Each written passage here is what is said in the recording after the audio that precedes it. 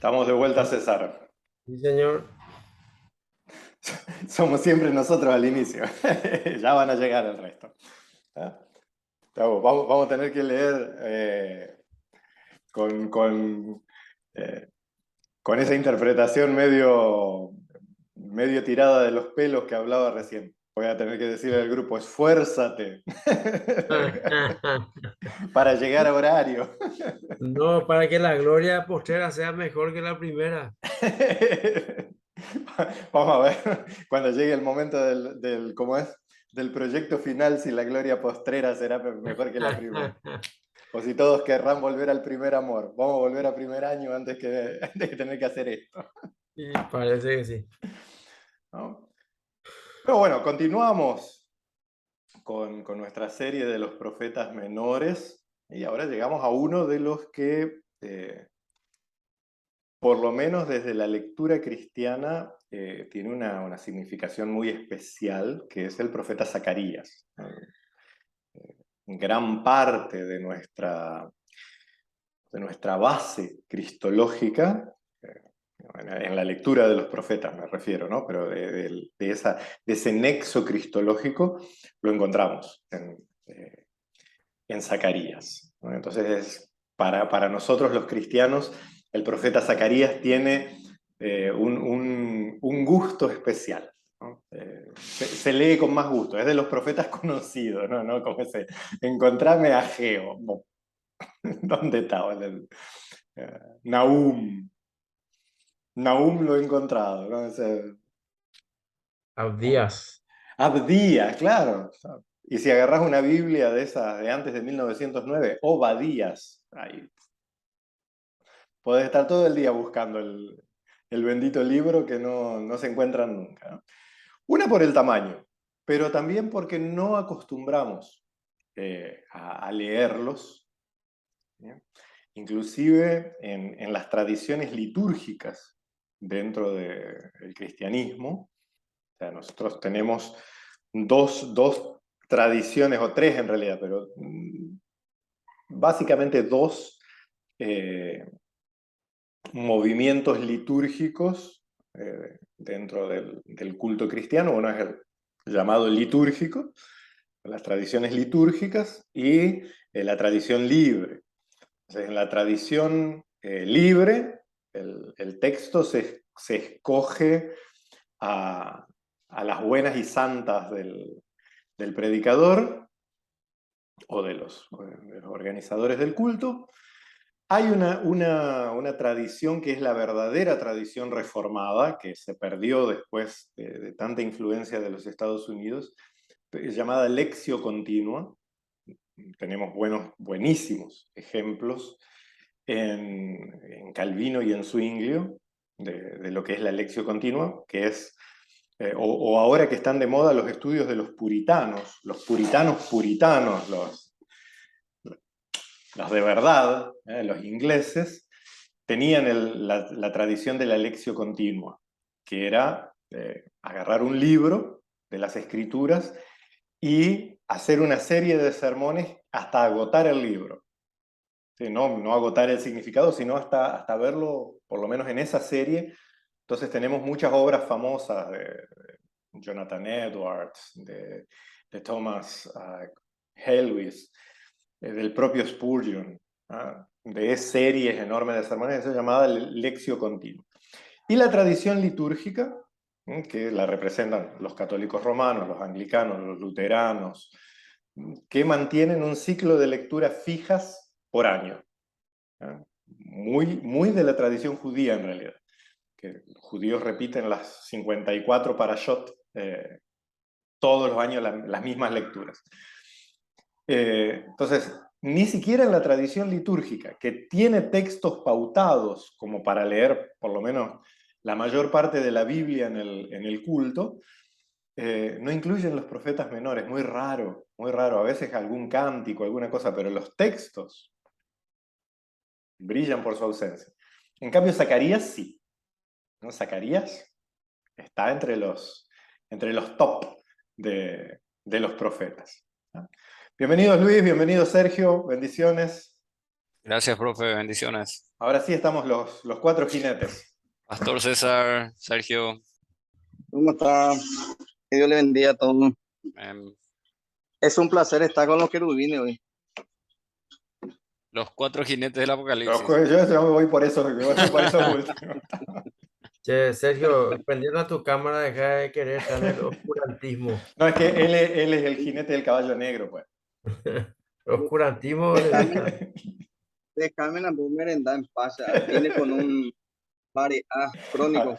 Ahora estamos todos queriendo adivinar, profetizar qué es lo que está merendando, sin cámara.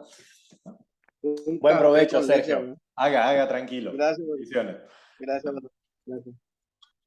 Entonces, decimos, de entre los profetas menores, Zacarías probablemente sea el más conocido por la cantidad de textos que hacen referencia, o por lo menos que nosotros releemos como referidos a Cristo Jesús, ¿no? Entonces, siempre ha tenido un significado especial en la lectura cristiana de las Escrituras y inclusive en la formación de la teología cristológica, el libro del profeta Zacarías.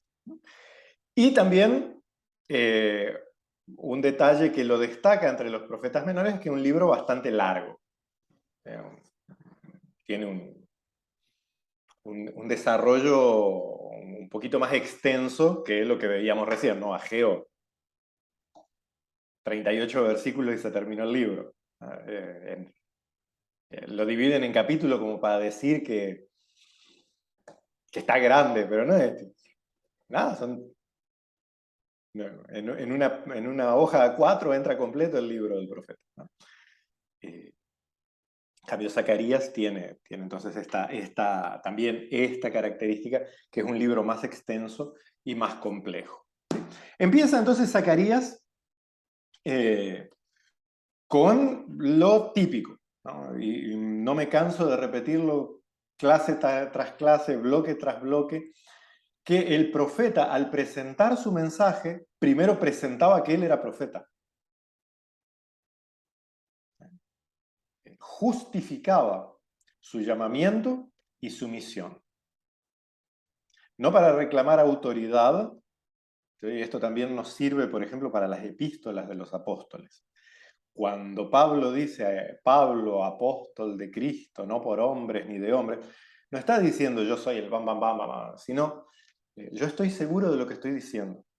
Ustedes crean si quieren, si no quieren, problema de ustedes, pero yo estoy seguro de lo que estoy diciendo porque sé de dónde viene mi llamamiento. Y más o menos eso es lo que están diciendo los profetas acá. Aunque lo envuelvan en visiones y en todo lo demás, en realidad lo que le da fuerza al mensaje del profeta es esa certeza que el profeta tiene de estar hablando de parte de Dios. Pero no cualquier loco que se presente diciendo yo hablo de parte de Dios, está hablando de parte de Dios. Recordamos esas pruebas deuteronómicas que ya Moisés había establecido para discernir si ese profeta era profeta o no, porque si no cualquier loco, y de hecho hay muchos, y hubo, y habrá muchos diciendo yo hablo de parte de Dios, y lo peor es que esos locos siempre tienen un montón de seguidores. Profe, Diga, César. hablando de Dios me habló, es posible, ¿verdad? Que Dios en estos tiempos pueda hablar audiblemente a alguien. Ya, tenemos muy pocas escenas en las Escrituras en las cuales Dios se haya hecho oír. La mayoría de los que dicen Dios me habló son los que estamos estudiando, los profetas. Y en ningún lugar dice que Dios les habló, o sea, que ellos escucharon voces, sino en visión. ¿No? Y en esto tenemos que ser muy cuidadosos. Digo, en sueños, tal cosa. No le quitan nada, de esto ya hablamos muchas veces, no le quitan nada a la inspiración, no le quitan nada a la autoridad, no le quitan nada al poder y a la veracidad de la palabra de Dios, que haya sido, como que el profeta haya recibido su mensaje así. Pero lo cierto es que cuando dice en visión, no es una cosa real en el sentido materialista del término. No es que escucharon voces, ¿no? Es como en visión. ¿Sí? Entonces, Hebreos, capítulo 1, versículos 1 al 3, dice claramente, Dios habló de muchas y diversas maneras a los padres por los profetas, pero en los últimos tiempos, más correctamente, a quienes nos han alcanzado los últimos tiempos, Dios nos habló por medio de su Hijo, que es la revelación perfecta, por quien gobierna, por quien hizo el universo y aún lo gobierna. ¿Sí? Entonces, si nosotros tenemos la revelación perfecta, ¿para qué Dios necesita hablarnos? Cualquier revelación nueva es sí o sí la negación de la única palabra de Dios que es Jesucristo. Y jaque mate, no importa lo que digan, no importa, ¡pero Dios es milagroso! Y no sé cuántas, ponele. Pero la propia palabra de Dios dice claramente que Dios habló de muchas y diversas maneras a los padres por los profetas, y a quienes nos han alcanzado en los últimos tiempos nos habló por su Hijo, por cuya palabra hizo el universo y lo gobierna. Esa es la revelación Profe, una perfecta de consulta, Dios. Diga, profe, una Sergio. consulta quiero hacer para aclarar. Diga. Hace poco vino una persona acá, ¿verdad? En la iglesia. Ajá. Y yo le estaba escuchando, hermano, no le di mucha atención, pero decía que se fue en una iglesia pentecostal. Ajá. Y dice que vino un pastor y estaba orando normal así. Después dice que no hizo ni una payasada, pero sí estaba orando. Y dice que después viene y le toca el hombro y empieza a citarle todos sus pecados, todas sus relaciones. Y empezó él a llorar ahí. Y él se quedó sorprendido porque él se fue por primera vez y todito lo que él estaba pasando, ahí empezó él a quitarle a la luz su vida pecaminosa y tenía tendencia a suicidarse. Y ahí él de rodillas se cae y ahí él empieza a ministrarle a Dios y ahí él se arrepiente de su pecado y todo eso. ¿Y cómo podemos decirle eso, profe y compañero? Mira, yo te lo voy a sintetizar en una experiencia que tuve hace muchos años cuando yo era estudiante de seminario. La hermana de un amigo mío, de un amigo de toda la vida muy querido, se había puesto con todas las intenciones de ir a visitar una bruja para que le leyera el tarot. Y yo le dije, levanté la mano y dije, no voy a decir el nombre acá, porque igual nadie la conoce, ¿no? Pero igual vamos a reservar el nombre. Si me está viendo, un saludo después de tantos años. Pero le dije lo siguiente, yo te leo las cartas, ¿para qué le vas a pagar a la bruja? Pagame a mí y yo te leo las cartas. Trae un mazo de cartas de truco. Y ahí separé unas figuras, hice unas palabras raras y unas vueltas y empecé a tirar las cartas. Vos tenés problemas en tu vida. ¿Sí? Nadie va a este tipo de reuniones si no tiene problemas, porque los que no tienen problemas van a otro, no andan buscando curanderos. Entonces vos tenés problemas en tu vida. Ahí le tiré otra carta que era una sota, y ese problema está causado por una mujer. Sí, me quieren quitar a mi novio. Listo, ya me dio toda la respuesta. Y ahí le empecé a decir un montón de tontos. Son cosas generales. Acá yo hace un rato maté un mosquito en la pantalla de mi computadora, está justo en la frente de Sergio. Si yo toco acá, digo, y ahora Sergio, yo conozco tu vida. ¿Cuánto has pecado contra el Señor? Tú conoces tu culpa, tú conoces la culpa de tu corazón, todo lo que llevas adentro. Tarde o temprano te quebrás. Eso es manipulación de las personas, manipulación emocional. Los que te leen el número de cédula sin nunca haberte conocido en cualquier reunión de mentalistas, te están mintiendo. Es un engaño. Si el pueblo de Dios vive de esas cosas, nos merecemos como estamos. Pero ¿Qué lo raro es lo profe, qué es lo que dirán los le dijo que extraterrestres? él le dijo que tuvo un aborto, todo así, todito así, le quitó su pecado pasado y eso es lo que es raro. Sergio, no nos vamos a perder en eso, pero una vez que te tocan, vos sos convencido de que cometiste lo que no cometiste, especialmente si estás débil y entregado delante de eso. Y una cosa es cierta, que en nuestro corazón no hay prácticamente nada bueno. Y facilísimo manipular a las personas. Una vez que las personas empiezan, especialmente los que van a este tipo de lugares. O sea, nosotros sufrimos por nuestra propia debilidad. ¿Tá? Pero las personas, especialmente en nuestra cultura, piensan que sufren porque Dios los está castigando por algo malo que hicieron. Y eso es mentira. Entonces es facilísimo manipular la debilidad de las personas, diciendo, "Ah, vos estás mal porque vos tenés algo oculto", y hasta que la persona empieza... Y después vas tirando, vas tirando. ¿Eh? Bueno, o por ejemplo, yo te digo, vos Sergio, yo estoy viendo que en tu corazón robaste.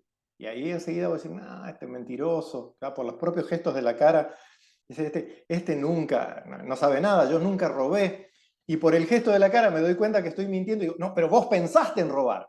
Listo, ahí te enganché, porque ¿quién no pensó alguna vez en llevarse una manzana o una cosa? ¿Quién no le robó fruta al vecino? Si ustedes no le hicieron, benditos son del Señor. Yo le robaba fruta a los vecinos de mi abuelo a mansalva. Tengo 10 infiernos ganados de tanto robar ciruela, durazno, todo les robaba.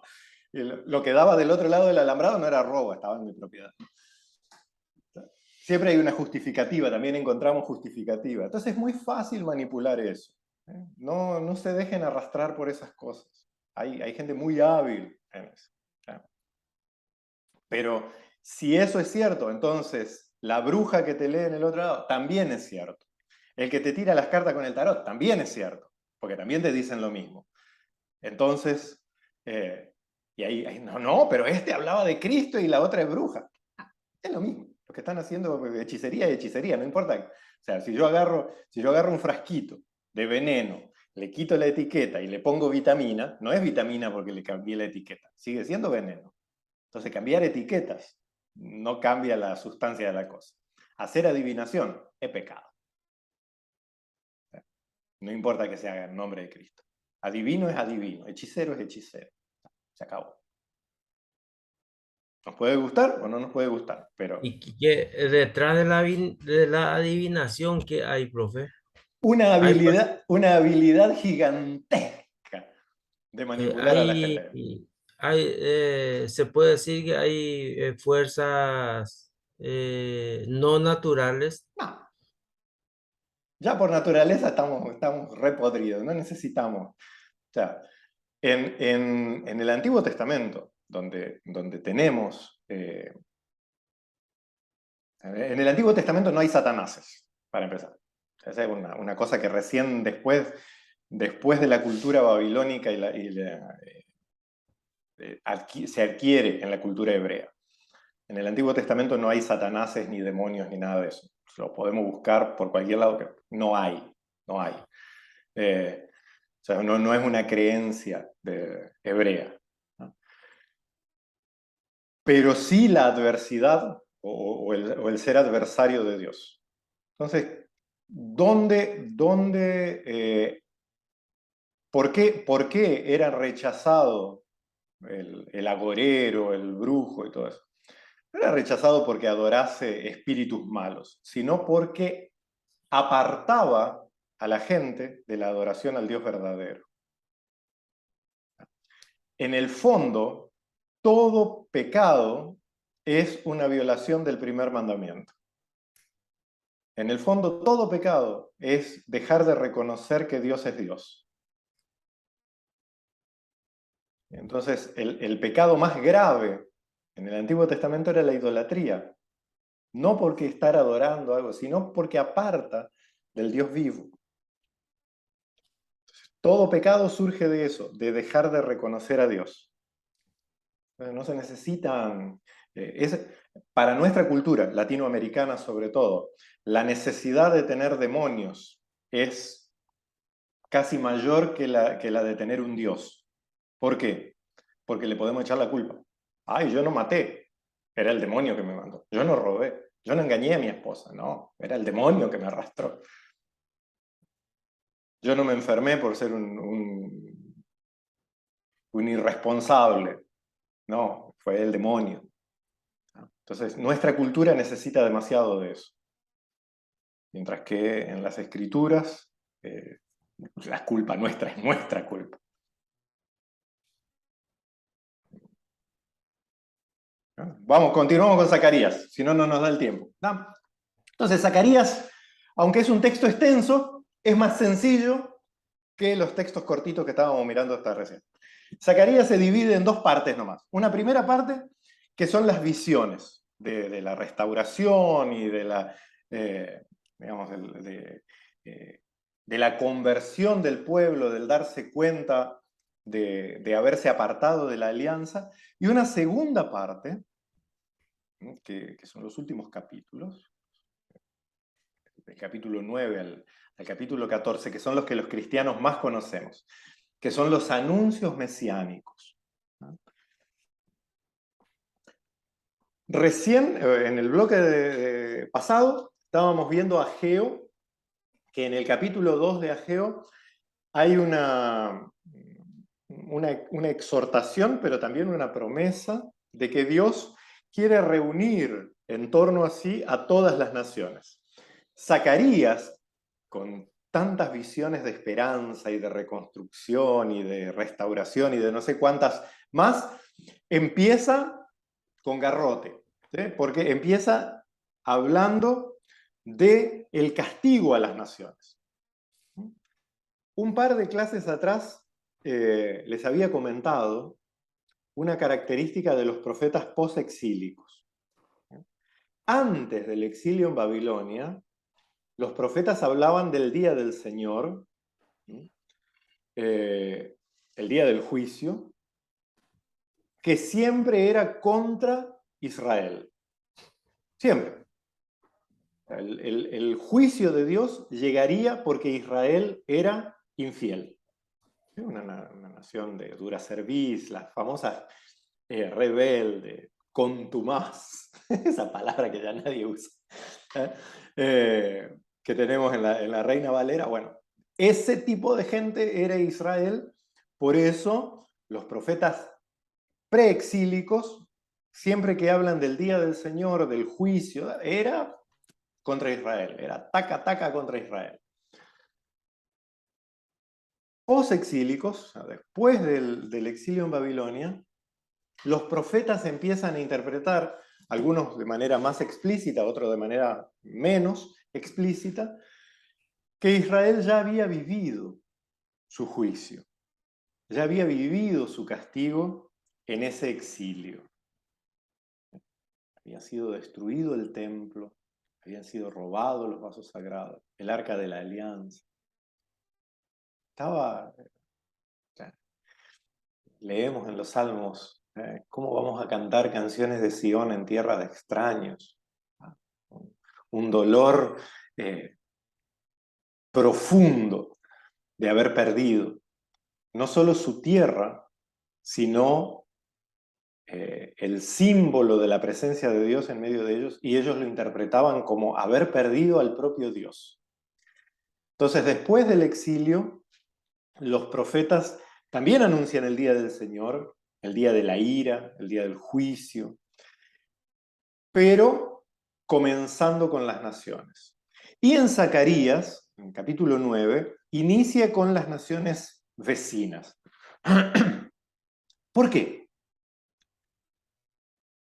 Porque sucede, bueno, también aquí está Edom, ¿no? Pero que cuando Judá iba a ser invadida por Babilonia, algunas de las naciones vecinas que tenían alianza con el rey de Jerusalén para defenderse mutuamente, cuando llegaron los potentados, se hicieron a un lado y los traicionaron.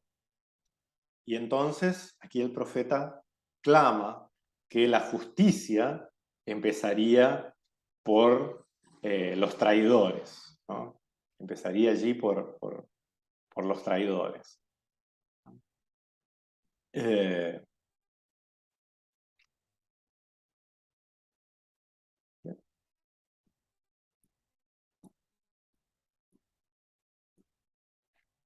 Y algo me pasó. Eso, ahí está. Entonces, era por esto que empieza allí. Y comienza después una serie de anuncios mesiánicos, ¿no? En el bloque anterior hablaba un poquito de esto.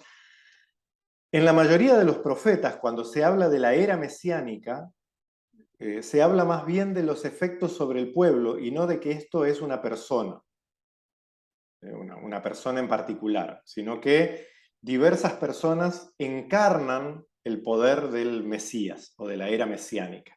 La era mesiánica es más un estado que un tiempo determinado. Pero en Zacarías no. En Zacarías empezamos a ver a un Mesías personal, específicamente un rey, que restauraría a Israel, ¿sí? Que lo libertaría de sus opresores, que pastorearía a su pueblo, que liberaría a Jerusalén y que esta Jerusalén sería victoriosa sobre todos. ¿A qué les hace, a qué le trae reminiscencia esto último? Una Jerusalén que es una Jerusalén universal.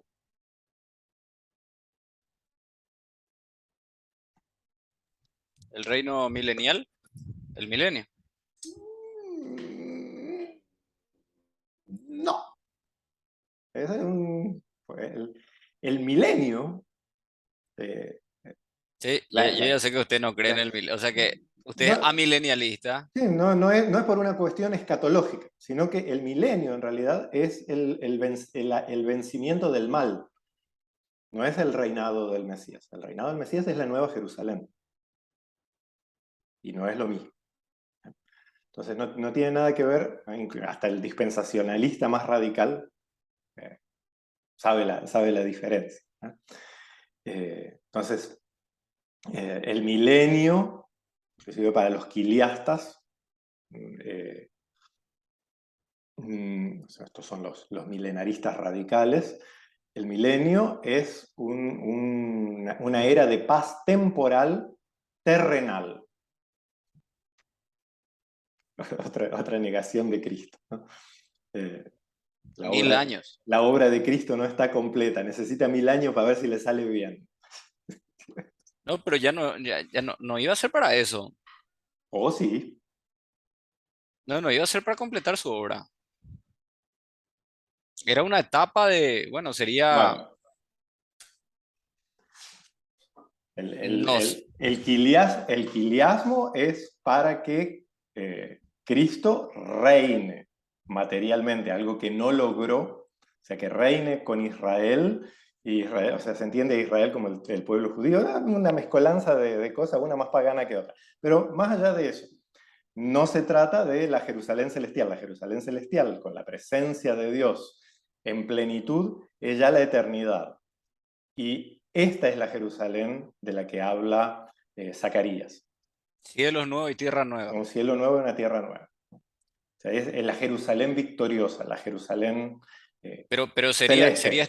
sería esta misma tierra, o sea, esta tierra la que sería redimida.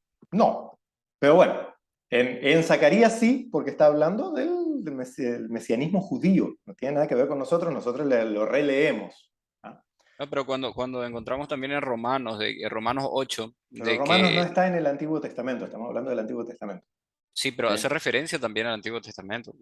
Es una relectura. Hacer referencia no significa que eso dice el Antiguo Testamento. Sí, pero fue una relectura inspirada de eso. Eso sí, pero vamos, ¿qué dice Pablo? ¿Para qué sirve el Antiguo Testamento? Romanos 15, 4. ¿Sí? Es para instrucción para nosotros, pero no es el significado que los judíos le daban ni le dan. Ok. Nosotros tenemos nosotros, ahora me refiero a nosotros, cristianos del siglo XX y XXI, tenemos una terrible herejía adanista. Pensar que nosotros somos los primeros que descubrimos la verdad y nos olvidamos de 20 siglos de historia cristiana. ¿Sí?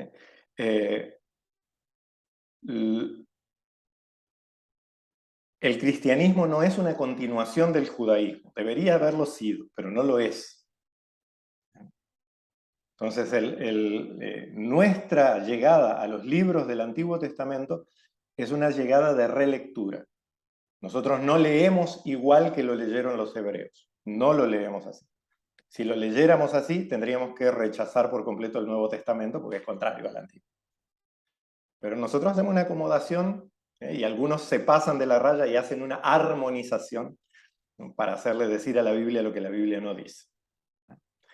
Entonces, para nosotros es válido el Antiguo Testamento, pero lo releemos a la luz de Cristo.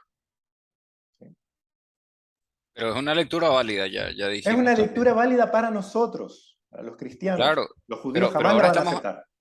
Ok. Entonces, ahora estamos hablando del libro como libro.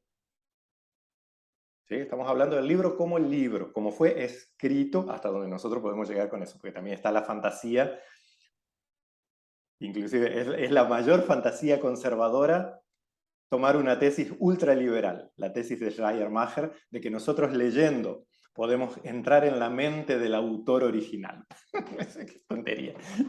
Vivo 4000 años después de este. ¿Cómo voy a entrar en la mente? No puedo entrar en la mente de mis hijos que me engañan como un tonto, y voy a entrar en la mente de un tipo que escribió hace 4000 años. Es una fantasía absoluta. Pero podemos llegar a un cierto entendimiento lingüístico, literario, todo lo demás, eso sí es verdad. Y a eso nos estamos refiriendo. ¿Qué quería decir Zacarías y por qué es tan significativo para nosotros los cristianos? Porque Zacarías es uno de los pocos profetas que identifica un Mesías personal, ¿sí? No un Mesías como una época dorada, ¿sí? Sino habla de un rey que se establecería en Jerusalén, que reinaría en Jerusalén, al cual redimiría perfectamente Israel, que Israel sería restaurado y que desde Jerusalén serían gobernadas todas las naciones, ¿no? Entonces, eso para nuestra lectura cristiana es, este fue escrito para nosotros, ¿verdad? Mientras que en otros profetas hablan de lo que es el mesianismo hebreo. El mesianismo hebreo es cuando el pueblo vive en condiciones de paz, de justicia y de prosperidad. No tiene nada que ver con... Las personas son instrumentos para eso, pero lo que importa es eso, ¿no? La era mesiánica y no el Mesías. De hecho, los judíos identifican varios Mesías durante varias épocas de su... no esperan un Mesías personal, exceptuando algunos movimientos muy específicos, pero ya tardíos, ¿no? A lo que vamos, al valor literario del libro de Zacarías, para nosotros es tremendamente significativo, porque gran parte de nuestra cristología, ¿sí?, aunque se le da mucho énfasis a Isaías, gran parte de nuestra cristología está diseñada. ¿Vieron esos libritos de niños que vienen con los numeritos para unir y sale una figura? Bueno, gran parte de nuestra construcción, y de vuelta no hablo en modo peyorativo, sino de la manera que armamos la doctrina de Cristo, no está sobre Isaías, sino sobre Zacarías, ¿sí? En Zacarías nosotros vemos a Cristo como el que viene a edificar este templo glorioso, que ya no es el templo de Jerusalén, sino un templo espiritual. Hablaba Luis recién de las relecturas de Pablo. Pablo utiliza justamente esta imagen para hablar de la iglesia, no ya construida en Jerusalén, sino esparcida por todo el mundo, ¿no? Y este templo espiritual será superior a cualquier templo hecho por manos humanas, inclusive el de Jerusalén. Tenemos que recordar, eso sí, que estas profecías hablan literalmente de reconstruir el templo físico, el templo material de Jerusalén, ¿sí? Hablan, y que estas profecías fueron cumplidas. No es un... hoy en día hay algunas corrientes, especialmente las más radicales del fundamentalismo norteamericano, que hablan de construir un tercer templo, ¿no? Las profecías de estos profetas eran sobre un templo que iba a ser construido allí, en esa, y van a ser testigos esas personas que de hecho fue reconstruido con el regreso después del exilio babilónico. No quedó tan chuchi como, ¿no? Pero después Herodes, en la época de Jesús, Herodes lo ilustró bastante y quedó bonito, aparentemente, ¿no? Pero esos fueron cumplidos literalmente entonces. Pero nos va a hablar entonces Zacarías de que este rey es el renuevo de Israel, que este rey trae la expiación, la reconciliación, que es un rey humilde, ¿no? Que aunque esa lectura hay que tomarla un poquito con pinzas, porque entrar montado en un burrito en Jerusalén no era ser humilde, sino declararse rey. ¿Sí? Yerushalayim significa fundamento o cimiento de paz, y no se entraba el rey nunca entraba a caballo, porque el caballo era el vehículo de guerra. Se entraba montado en un asno, ¿no? Profe, pero hasta ahora todos los comentarios que yo leí, el burro representaba el asno, representaba era señal de humildad. Le- Incluso en ese contexto, porque un rey entraría en un caballo, en un claro, pero corcel. en Jerusalén estaba prohibido entrar a caballo, porque Jerusalén es el fundamento de la paz. Entonces los reyes eran coronados llevados en un burro. No significa que Jesús no fuese humilde, pero él se estaba explícitamente declarando rey. Y puedes leer Éxodo capítulo 13. ¿Por qué el burro? ¿Sí? Solo 2 especies se redimía el primogénito. La del ser humano y la del burro. ¿Sí? Quizás Dios tenía algo en mente con eso, una indirecta. En fin. Eran hermanos. Hermano. Quizás Dios tenía algo en mente al redimir el ser humano y el burro. Profe, o sea que en Zacarías se usa la figura del sumo sacerdote Josué. Zacarías en el momento de escribir, ¿verdad? Y en su época nadie sabía que era Jesús, sino nosotros ya hicimos una relectura de eso y lo acomodamos a nuestra realidad. Así es, pero de vuelta, ¿no? Esto nos causa problemas, a veces nos choca los cablecitos porque nosotros queremos que sea una lectura mágica. En esa época Dios le puso una pantalla de cine y vio a Jesús. Y no. O sea, los profetas hablaban, o sea, una de las señales para ser un verdadero profeta era que su generación comprobase que fuese un verdadero profeta. Y sabemos por la historia que el sumo sacerdote Josué era el sumo sacerdote que volvió con Zorobabel a reconstruir Jerusalén y el templo. O sea, no es ningún... que es un nombre bastante común, por ejemplo, Yoshua en hebreo. Pero más allá de eso, para nosotros, como cristianos, el libro de Zacarías es tan importante, inclusive más que el de Isaías, porque todas las imágenes para la construcción doctrinal de nuestra cristología son tomadas del libro de Zacarías. Cuando nos gusta hacer grandilocuencias, citamos a Isaías porque literariamente es más mejor. Pero cuando necesitamos imágenes cristológicas, las tomamos de Zacarías, y es poderosísimo, uno de los libros más lindos para leer. Si pueden lustrar un poquito el hebreo y leer Zacarías en hebreo, sinceramente da gusto. Isaías mucho más, pero hay que saber mejor.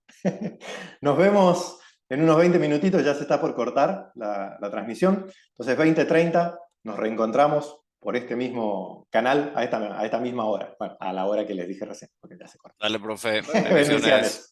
Preparen las preguntas. Tengo sí, muchas, varias.